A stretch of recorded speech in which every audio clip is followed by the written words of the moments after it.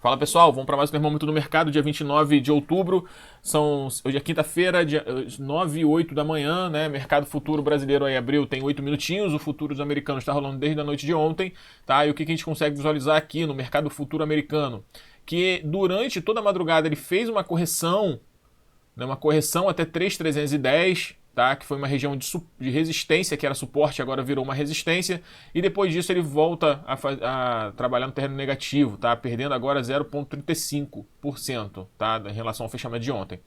O que eu consigo identificar aqui, no gráfico de uma hora a gente tem uma visão um pouco melhor, né, do todo esse acontecimento, tá? Durante a madrugada ele corrige para essa região de 3.310 que foi rompida, uma região de suporte que virou uma resistência, e a partir daí começa a perder um pouco de força. Existe uma expectativa de acontecer aí pelo menos uma lateralização, né? O ativo tem caído muito forte nos últimos dias e ele consegue chegar nessa região, então existe sim uma possibilidade de trabalhar nesse terreno entre 3.310 e 3.270, tá? Nesse range, tá? É uma expectativa. Lógico que quando o mercado está vendedor, ele normalmente não respeita muito a questão de sincronia, de simetria entre a queda e as correções, tá? Mas existe sim uma expectativa dele dar uma lateralizada. Foram vários dias de quedas, principalmente nos Estados Unidos, foram 3 dias de quedas fortes.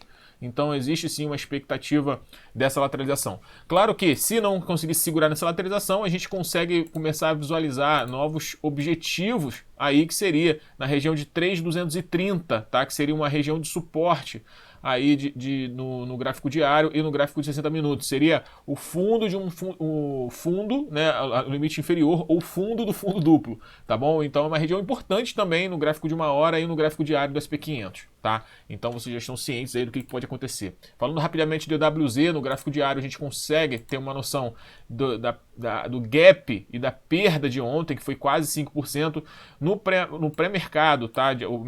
Como se estivesse fazendo um leilão aqui de abertura do EWZ, ele está perdendo uma região de suporte, tá? Tudo bem que está bem em cima, pode se segurar ainda, deixar um paviozinho aqui embaixo, mas seria importante pelo menos se segurar nessa região, porque se perder, confirma pivô de baixa, tá? Confirma não, ativa um pivô de baixa. Então, é realmente algo um pouco estressante para o mercado, tá bom? Vamos ver se ele consegue se segurar hoje, fechar acima dessa região aqui de 27 pontos. Tá, do EWZ, importantíssimo, tá?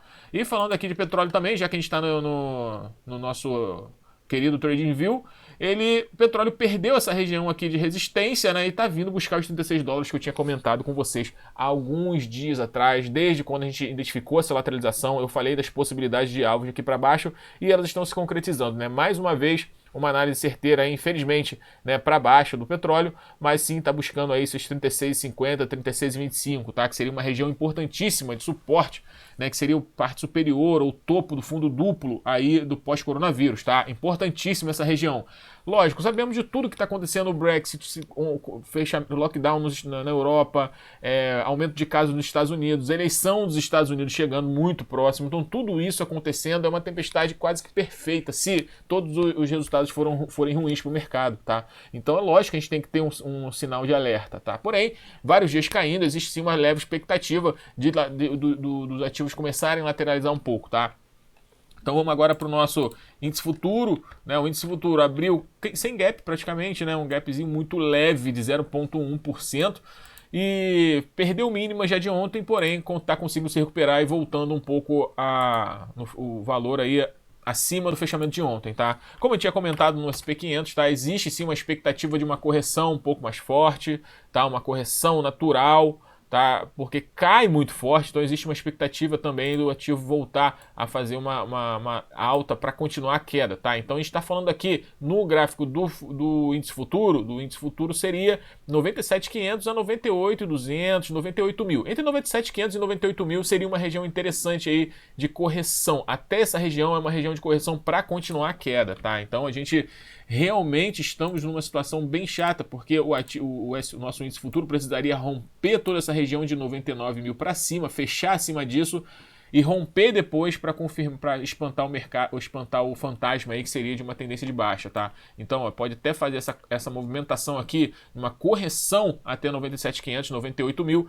para continuar a queda, tá bom? Então, realmente muito fraco, a gente está numa situação bem delicada, tá? Não é a famosa caiu comprou, eu acredito que não, tá? Então, tem que sim tomar cuidado, tá? Tem que sim tomar um cuidado aí extra em relação aos nossos gráficos aí de índice e também do SP500.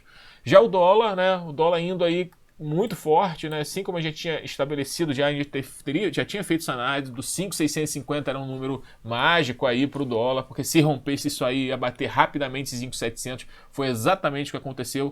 E ontem mesmo, e anteontem eu tinha comentado, se abre em gap dessa região, esse gap de fuga é um gap muito forte, volume altíssimo.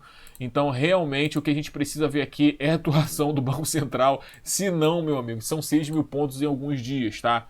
Então, lógico que a gente precisa se salientar, porque tem muita ação no Bovespa, no nosso mercado, que o drive dele também não deixa de ser o dólar. Podemos dizer que a Vale é beneficiada pelo dólar, mas tem outras ações que não são beneficiadas com o dólar. Por exemplo, aéreas, empresa de turismo, não são beneficiadas com o dólar, tá?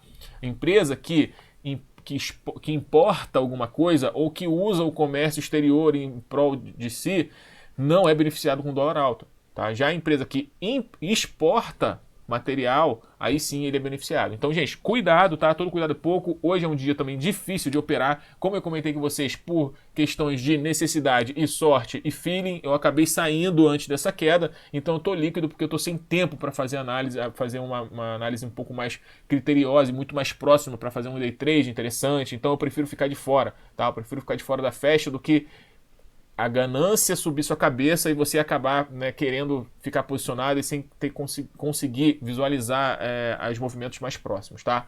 Então é isso, gente. Um bom dia para vocês. Todo cuidado é pouco, tá? Preservem o capital, muitas informações aí acontecendo ao mesmo tempo, o mercado fica estressado, tá bom? Um abraço, bom dia. A gente vai se falando aí durante o dia e principalmente no fechamento de mercado. Um abraço.